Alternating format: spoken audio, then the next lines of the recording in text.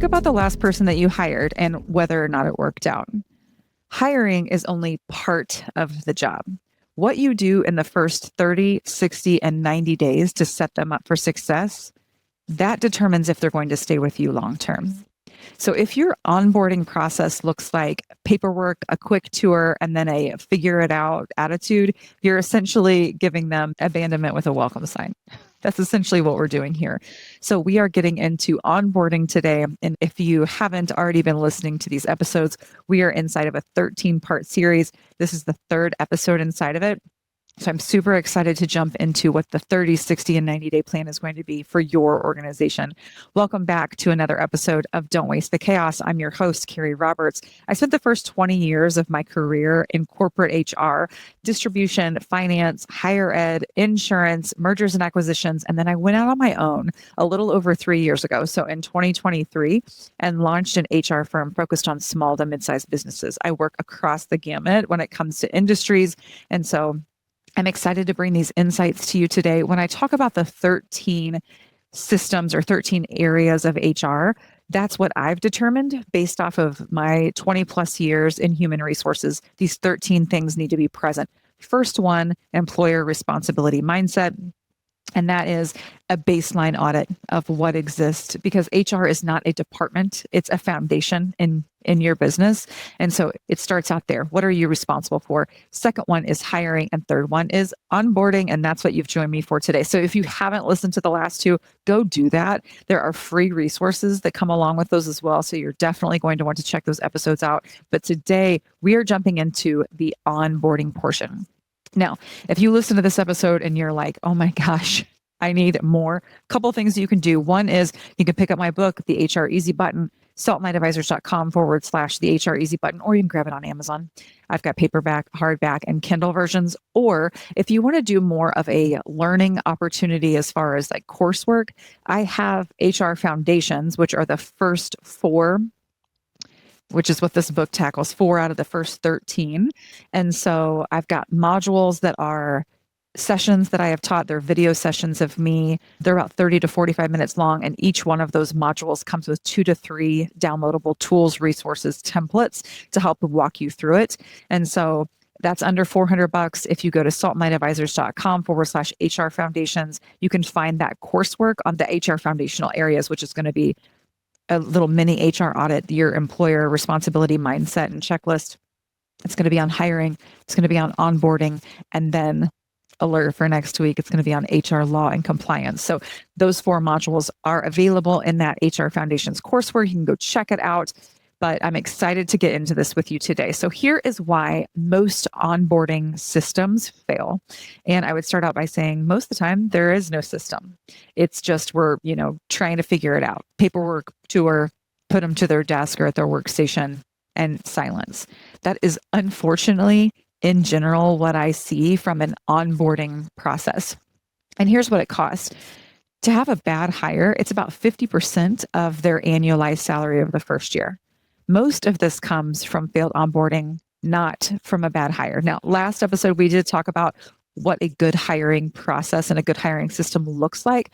But here's what I would say. Even if we make maybe not the best decision when it comes to who we've hired, if we onboard them well, we have an increased risk of salvaging them, right? And setting them up for success. Top performers also are looking at how we onboard our new hires. And if you've got a top performer and you're hiring another person to help share the load with them, and then they see that you're just like tossing this person in and essentially telling the higher performer to onboard them, that's not a very good system. And you're drowning that person. You're not actually giving them more help. You're giving them more work.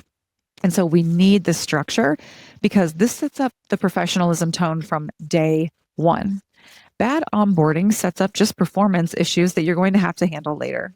That's what this causes. If we don't set this up well in the first 30, 60, 90 days, we're setting ourselves up for performance conversations later. So we need to invest time into this process.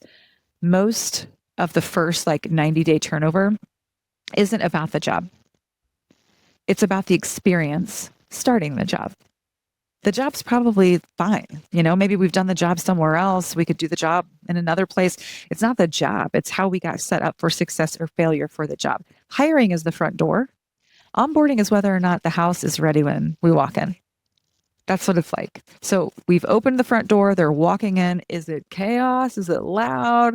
Are things organized? Do we have a drink on the countertop for them? Maybe some charcuterie? Like, yes, that's what we want to be. That's what we want to be when we grow up when it comes to onboarding. So I talked a little bit about pre-boarding in my last episode on hiring, but I want to get into it a little bit today because this part is important and sets up the actual onboarding process well. Pre-boarding is what happens from when they accept your offer to their first day of employment. And in general, most organizations do what during the pre-boarding? Yeah, that's it. Nothing. Silence. During pre-boarding, we got the accepted offer. We got other ish to do, right? And then here they are. They're starting on their first day. That is not a great look. It's not a great look. And that person is literally in the buyer's remorse mindset, potentially. Probably because they're making a big change. And so making sure that we're excited, that we're ready for them, that we've done things to prepare so their first day isn't all about the paperwork, that is great pre-boarding. So we want to send the paperwork aspect or the online enrollment aspect before their first day. I'm talking direct deposit, emergency contact information, tax forms, I-9, the handbook for them to review and execute, all before their first day. Ideally, you're sending this through your HR payroll system. That's the best way to do it. But PDFs, if you don't have that, either way, it needs to be done before they arrive. And then you're just reviewing to make sure all of that's done. And then sending them messages back and forth. Okay, got your information. We're so excited to have you start. Here's where you park on your first day. Here's the blah, blah, blah. Like put together a one-pager to send to them or a video, better yet, outlining what they can expect on their first day. If they're remote, you need to tailor it to that, of course. Send a congratulations message. That needs to happen as well. And then after all of those things have happened, and let's say that's happening every 3 to 4 days, and most professional folks are giving 2 weeks to 1 month notice. So we're parceling it out. So we're kind of in continual communication here. And you can set this up automated so you don't have to do it manually, but use Claude Cowork, use your HR payroll system, like use the tools available to you, or just send yourself put reminders on your calendar if you need to do it manually. But we're doing this, every 3 to 4 days, we're checking in with them. And then 1 to 2 days before they start, for sure, we're messaging them. Looking forward to seeing you. We're ready for you. Here's maybe a brief outline on what your first day is going to look like. Day 1 is not for paperwork. Day 1 is for culture. It's for connection. It's for clarity. It's not for sit down and read this handbook. And then when you're done, sign it and bring it into me and ask me any questions that you've got. Okay. They're not going to do that. They're going to be like, oh, we're all good because they want to get to work. They want to feel like they're bringing value. So pre-boarding is important. But let's get into the actual onboarding portion because that's what today is about. And so I'm talking about day 0 to day 90, essentially. That's the span that we're talking about today. So day 0 or 1 to day 30, this is our orientation and our foundational time period. This is the focus. I'm not saying that they're going to be doing no work, but the overall arching theme of this is we're orienting them and we're laying the groundwork. We're setting the framework. The job of the first 30 days is to make them feel like they made the right decision. It's not necessarily for us to go get everything that we need. We're building that. We're going to get everything we need if we onboard them correctly. But we want them to feel affirmed in their decision and excited to bring value here. That is the job of the first 30 days. Okay. So right there is probably a mindset shift for you. Culture, values, expectations. That's what we're running through. And one of my favorite things to do in the first 30 days is to break up meetings, whether you're their team lead or I wouldn't recommend the HR pro. It really should be the team lead or the manager, supervisor, or whatever. But the HR pro can do this if there's a problem with that. But I would argue the manager needs to own this. And if they don't, then there's a management issue. But in those first 30 days, once a week, we're going to sit down with them and we're going to go over, like, let's say 3 bullets on their job description. And if we don't have a good job description, go back to the hiring episode and we'll outline what should be in that job description, or take my module because I do an outlined job description template for you, or use AI. Like, there's a million ways to get there. Okay. But we're taking their job description. We're going over 3 bullet points. Maybe it's a 30-minute meeting once a week, or maybe it's every day for the first week, whatever it looks like for you. Just have a system is my point. We just need to have a system in place. But we're going through, okay, on the job description, it says you're responsible for this. This is what it looks like. Here's the tech that you utilize. Here's some training on it. Here's the SOP, the standard operating procedure, outlining it all. Login information. Let's make sure you have access to all of this. And then we're going to explain to you the why you do this, how this contributes to the company's overall success. We're not just going to be like, ding, ding, ding. Here's bullet, bullet, bullet. That's not what we're doing. We're explaining why this is a key role of the, I don't care if they've done it 5 different companies before this. Why does it matter here? Why does it matter at our organization? And how does it contribute to the bottom line? We are setting a tone for purpose and for goal setting and contribution right here. So we're setting up those times to go through the job description, taking our time, making sure that's understood. And then we're also doing some intentional introductions. And I'm not talking about a group tour on the first day. Yeah, you should do that too. That's great. But I'm talking about intentional introductions. I recommend that they have at least a 15-minute meeting, ideally 30 minutes, with every key leader in the organization. I don't care what level they are in the organization. They need to meet with the key leaders. They need to feel like they are important because they are a key player in your organization. Every hire matters. And if they don't, why are you spending money on hiring those folks? So every key leader, and I'm not talking about to get together so that everyone can iterate what their job is and go through the job description. I'm saying just to meet the key leader, understand what the key leader is doing in the organization, why they are there, why they continue to stay, why this hire was so important to the organization. Just meet them personally, spend a little bit of time. I put that time on the calendar. So we want those intentional introductions. And then we also want introductions to people we're going to be working with interrelatedly, cross-departmentally, because that's going to be really helpful to set that up well. Role clarity and early wins is a big aspect of this too. So when we talked about the job description, we obviously want them to understand what they're doing and why, but the roll up or the cascading goals and how this impacts, don't phone that part in. Don't phone that part in. But we also need to give them some early wins. When you start in an organization, you want to start bringing value, right? Unless it's your first job that you've ever had, you've worked somewhere, you know what it feels like to contribute. You get into a new job and you feel like a little teeny tiny baby that can't do anything. I just want to get to work. I can't tell you how many people have said that. Yeah, it's going good. I just want to get to work. I just want to make a contribution. I would say, based on some central nervous system work that I've done personally, that is a personal issue that they should work through. But I get it. They want to make a contribution. So we need to give them the opportunity in their first couple of weeks to have a few quick wins. So think about what that looks like. Low risk, because they're just getting started out in your organization, but we want to give them the opportunity to have some real wins. People need to feel useful. And if they don't, they're going to disengage. And so we need to make sure that they feel useful out the gate. So this goes into the introduction and the culture and the clarity and all of that. We also need to do the compliance and logistics piece. The I-9, you guys, bane of my existence. I-9 is one of the easiest things that you can do as an employer, but most of you aren't doing it within the first 3 days. And when you don't have the I-9 verified within the first 3 days, you're out of compliance in the United States of America and you need to get it together. Okay? Let's just get that done.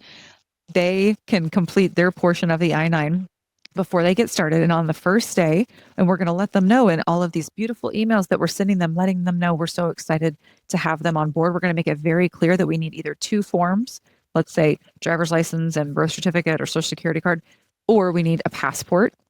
We're going to need those to be on their person the first day, period. So we can verify it. We can do our portion of the I-9 form. We can ship that off. Boom, that's done. If that's not completed by day 3, they have to take an unpaid leave of absence until they can get their crap together and bring it in. Just period. Set the expectation. This is not hard. It's just something that most people don't understand. All paperwork needs to be completed in the first 30 days. Of course, they need to have enrolled in your company benefits. That's a meeting that needs to be happening. Either I would say your broker needs to be doing that, or if you've got an HR department that has a benefits person, they need to be going over that. This is not just, hey, read the pamphlet and knock yourself out. We need to help them. And I would say right here and now, if you're an insurance broker or an insurance agent or advisor listening to this, you better be bringing value. Because when I'm working with my clients, one of the first holes I'm poking is, when's the last time you talked to your broker? What's your broker's name? When did you hear from them last, or did you have to reach out to them because you were hiring or firing a person? I am poking on that right here and now because those folks make bank. I used to work in insurance and they need to be working for you. They need to be checking in. I don't care how small of an organization you are. They need to be checking in, but they need to provide education and enrollment assistance to you. They a lot of times can provide technology if you don't have technology for enrollment. Don't let me get on the soapbox, but that needs to happen in the first 30 days as well.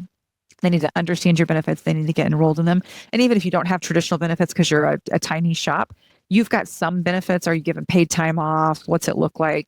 What do your policies look like? All of these things need to happen in this first 30 days. So let's jump forward. Day 31 to 60. We are building competence. This is when the employee is really building competence in your organization. This is moving from orientation to operation. And you might be thinking, girl, if they're not up and running in the first 30 days, like, like they should be. No, we are rushing this. We are rushing this if they should be up and running and no one's checking on them in their first after 30 days. Like they're good. They're rocking and rolling. I hope so. I hope so. But have you asked them? Because right around this point, we need to be scheduling a meeting and we need to ask them like how it's going. Not anything ultra formal. We just need to check in. A scheduled conversation, not a hallway chat, not we're running into them or we just shoot them a quick Slack and say like, hey, how's it going? That is not checking this box, my friend. This is a scheduled conversation. So they have your undivided attention. And again, this should be their team lead or their manager. I'm not talking about the HR pro, but HR pro, if you want to get involved, all right. How do they feel like they're doing? Where are they confident? Where do they feel uncertain? What are some of the things that they're noticing that they don't understand? You can give them some specific and observed feedback based off of what you've noticed. And if you haven't noticed anything, you need to be paying attention. We don't want to give generic encouragement. I love having you around here. We want to be specific. I see how you've picked up on X, Y, and Z. That's going to be really helpful for us. And then we need to ask, is there anything different than what they expected? That's a great question to ask. It surfaces misalignment expectations earlier. So if they expected something, but it was different than what they expected, is that a red flag for them? Or are they cool with it? Is it better than what they thought? But we need to understand.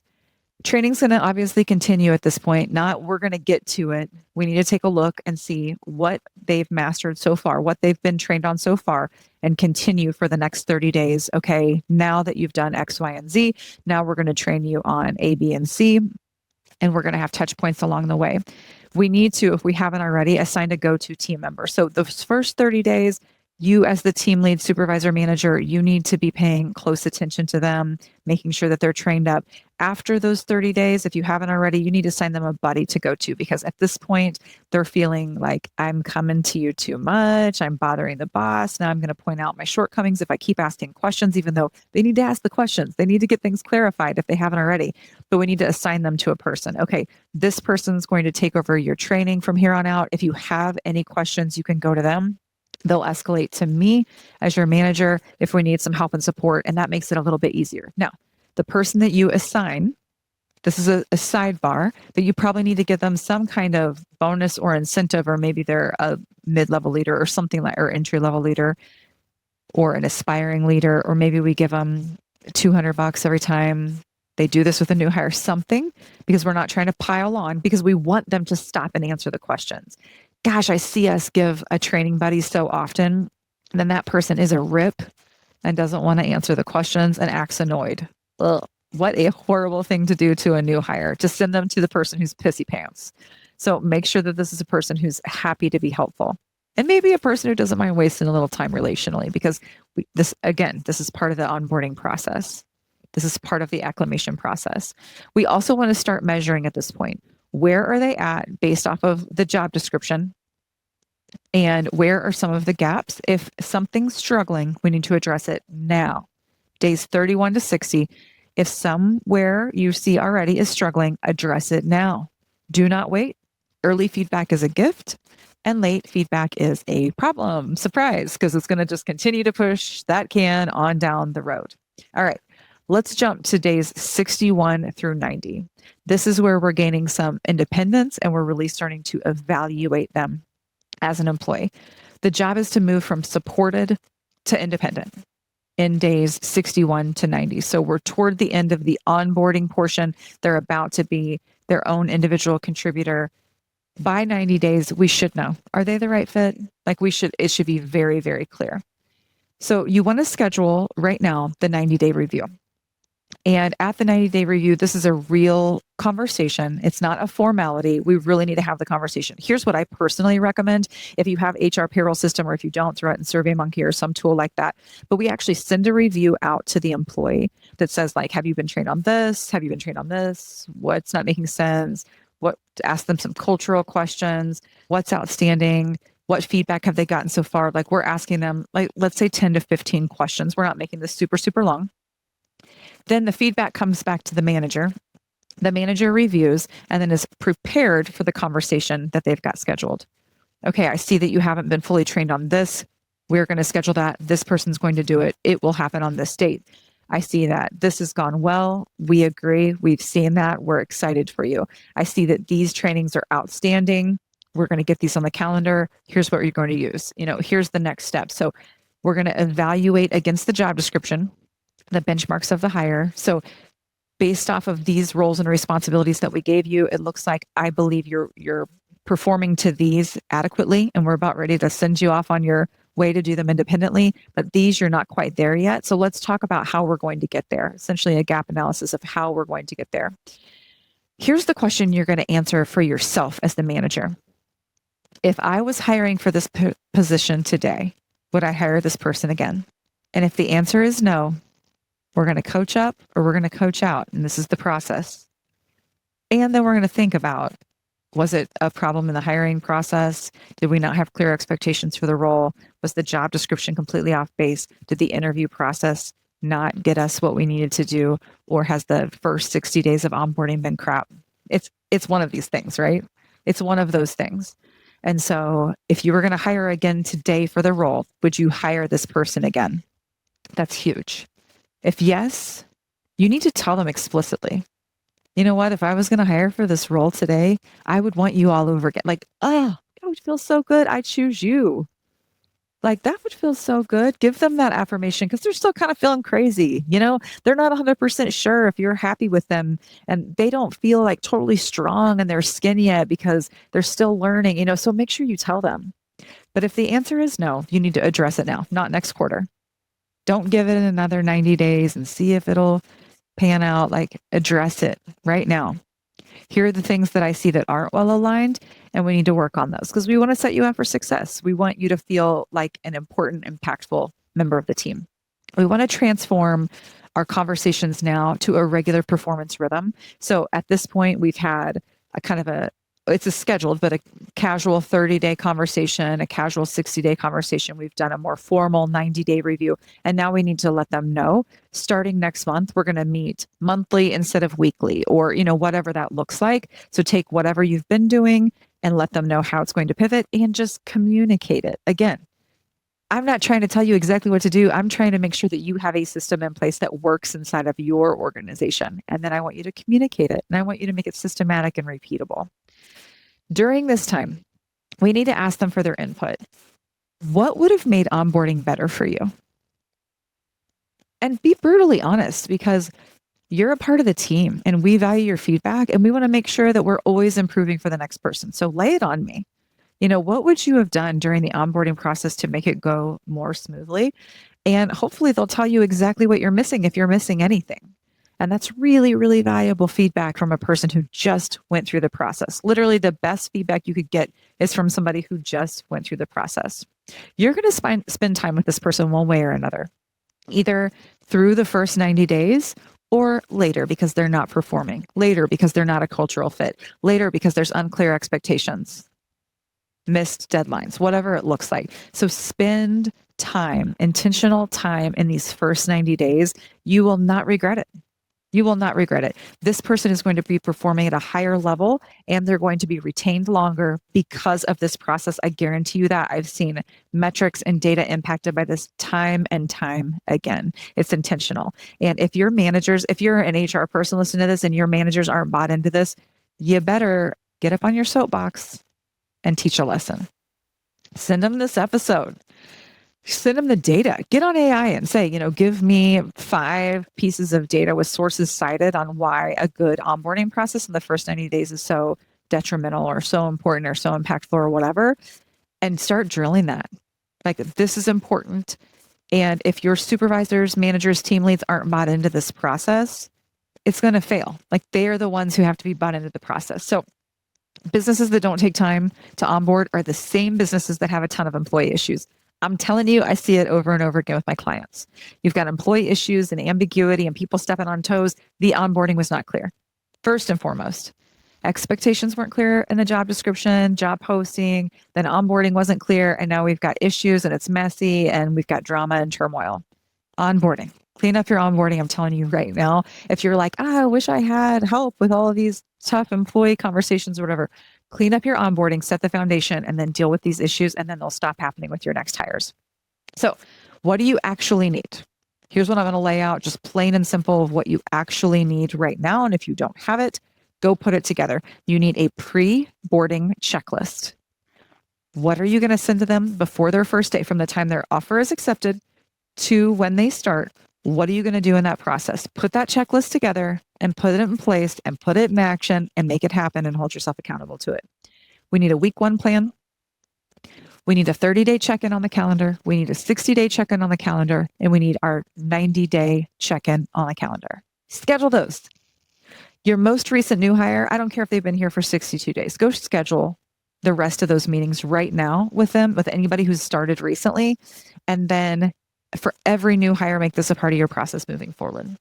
That's the system. It takes about an hour to build. But seriously, it doesn't take that long to build. Pays for itself every time you use it. Every time you put the system together, it is paying for itself. This process is so important. And I'm telling you, your new hires, if you act professional in this way, if you act this strategic, if you act this intentional, you know what? Your new hires are going to be more strategic, this more professional, more intentional, because you've set the tone. Here's how we operate here. Here's how we show up here. We are prepared. We are organized. We are intentional. And I'm telling you, your new hires, they take note. They take mental note right there. I got to bring my A game up in here because these people have it going on. These people are organized. They've got it together. They've got a plan. I know that I need to have a plan in my role. I'm telling you, this sets the tone for the whole employment relationship. And I'm so excited for you that you've listened to this episode. So right now, schedule those 3 check-ins. That's your action item. That's your key takeaway. Schedule those 3 check-ins right now. And if you want to go deeper on this topic of onboarding, then you need to either grab my book or you need to go to saltlightadvisors.com/HR foundations. Take the 4 modules. I'm telling you, walking through what you're responsible for in your organization as an employer, the hiring process and what you need for that.